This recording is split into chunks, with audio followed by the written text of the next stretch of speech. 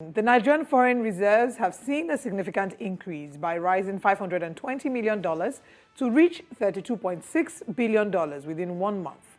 The latest data from the Central Bank of Nigeria reveals that the reserves, which stood at $32.1 billion on April 17, 2024, have steadily climbed to $32.6 billion by May 16, 2024.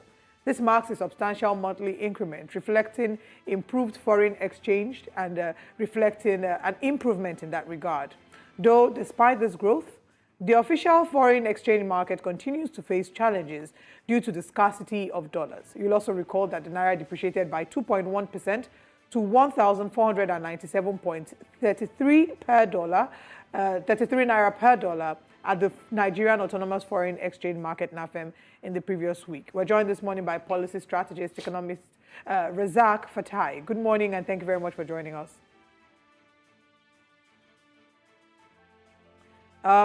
We don't seem to be able to hear you. Please, if your mic is muted, kindly unmute. And let's talk about this rise. Is this what would you say are the factors to contribute to this rise, and what does it mean for the economy? But first of all, maybe we should be asking, is this a rise that we should be excited about? I'm asking this because remember when we talked about the Naira gaining strength, and a number of people said it was an artificial or a temporary celebration. So is this something that we should actually be excited about? Is this something that's here to stay? And what would you say are the contributing factors to this rise? Okay, first, let me ask, can you hear me now? Loud and clear, please go ahead. Okay, thank you.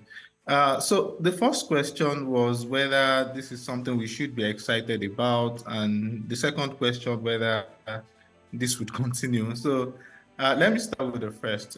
So if you look at the foreign reserve movement from January to date, we would see that the movements have reflected, many dynamics. The fact that, as a country that is heavily indebted, we've had to pay, service our debt constantly, which in some ways affected movement. Also, we've seen oil production haven't hit a peak of about 1.4 million barrels per day in January, started to decline, which in some ways also affected, our export proceeds for crude oil, and which was one of the reasons why we saw the reserves started to decline in March. Also at the time where, we saw that the central bank was also, playing in the market, in the FX market. But what we're seeing now in the last 1 month, as you've seen, is the reserve is starting to pick up. Partly because oil production has also started to pick up from April after hitting a dip from January to March. We've seen that it has started to pick up. Although I don't think this is something we should be excited about, and the reason is because when you look at the reserve level right now, it's just about $32 billion, which is not very significant. When you look at our exposure, our external financing needs for debt servicing, for exports. So I think for me, before we can even get excited, we should be talking about foreign reserves in the range of $40 billion or upward before we can even get comfortable to say we want to celebrate. So that's it. All then right. On whether this trajectory would continue, I would say that it's of mixed feelings, in the sense that when you look at the dynamics affecting crude oil production, those challenges are still there and have not been fully resolved, right? Oil prices have started to come down, slightly lately, although in some ways that also impact crude oil, petroleum products, importation price, which would also come down. But the point is that this is not something we're celebrating yet, right? We still have a very long way to build up reserve before we can build a resilient economy that is able to better deal with volatility and shocks that we've continued to see in the market this year. So I would say that we still have a long way to go as a country, and we just have to continue with this. I mean, the CBN will have to work much harder to help attract. I mean, I think everyone would agree with we have a long way to go, aspect. But I want, let's go back a little bit, talk about the relevance. even of the whole foreign reserve conversation. Why is it relevant that Nigeria is at $20 billion or $50 billion or $100 billion? We're the giant of Africa, that is so we claim. At one time, we were the biggest economy in Africa, but of course, that seems to have been reversed now. In recent statistics, we seem to be number 4 on the continent. But tell us why it is relevant that we even have conversations about foreign reserve. If you remember, Yemi Cardoso, not long ago, while defending the policies of the CBN, had said that it fluctuates. Sometimes it's high, sometimes it's low. With regards to foreign reserve, using foreign reserve to defend the naira. I'm sure you remember that conversation.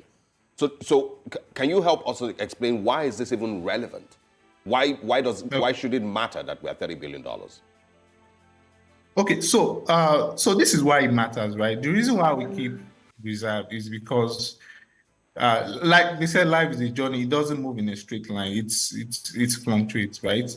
Exchange rates a month ago was about 1,100. Today it's 1,500, right? So that kind of spike is not good for an economy, and it is bound to happen in a context where demand and supply, constantly change. So for me, the first reason why we need to keep reserve is because it allows, it serves as a buffer to help, smoothing out the effect of volatility. But more importantly, the ultimate goal of having, a suitable amount of reserve is because it helps.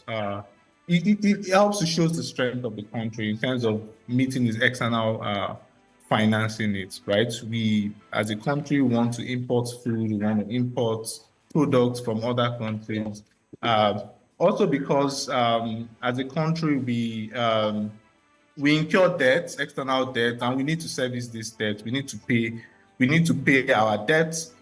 Sorry, my light just went off. We need to pay our debts, and because of that, we sorry.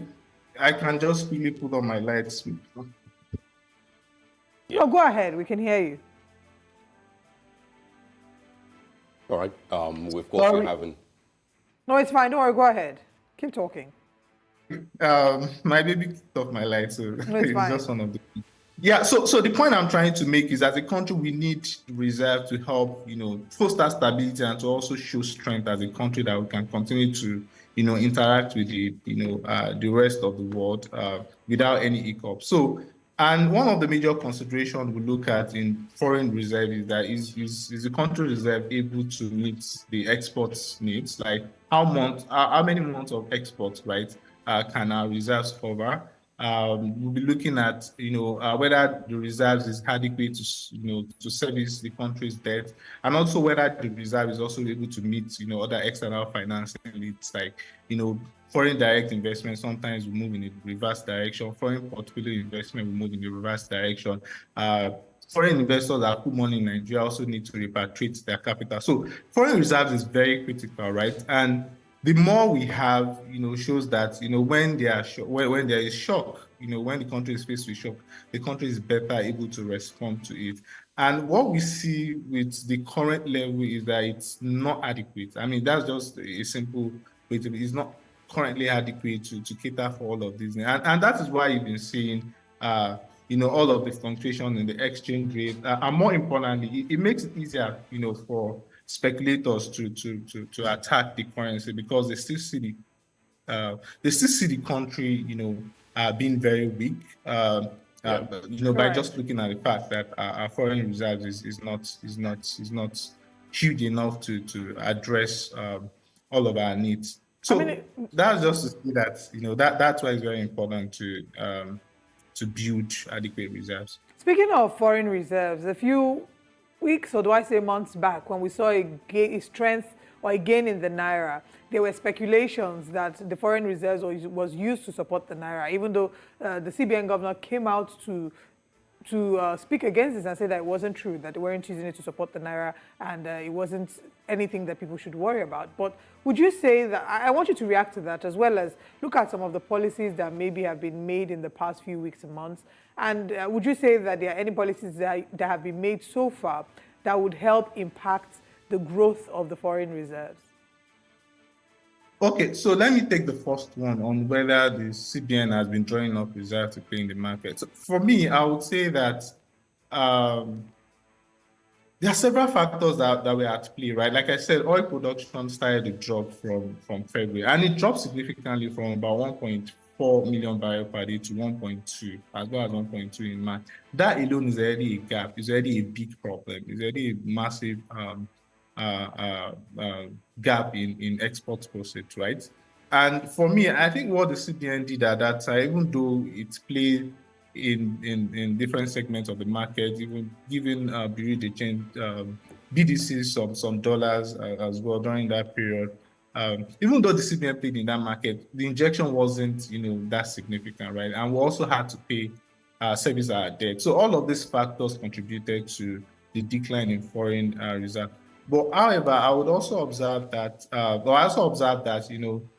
there wasn't even enough transparency as regards, uh, uh, why the result really dropped. And I think that's one thing we can really improve on as a country, providing timely data on our crude oil production, on our export proceeds, and also also the state of our international payment. I think if with all of those data, you get them in a timely manner, it will help prevent, all sort of speculation as to whether this is what the CBN is doing or what CBN is not doing.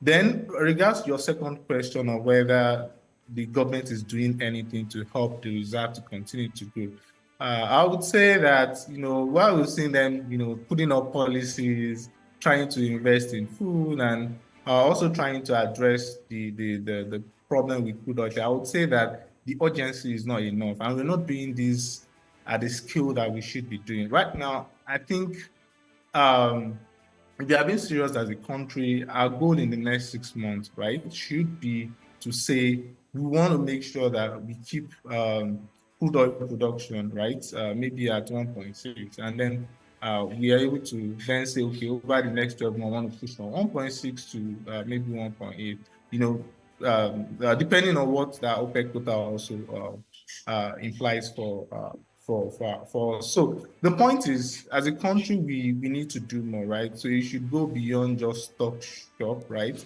Talking and talking. We want to see action.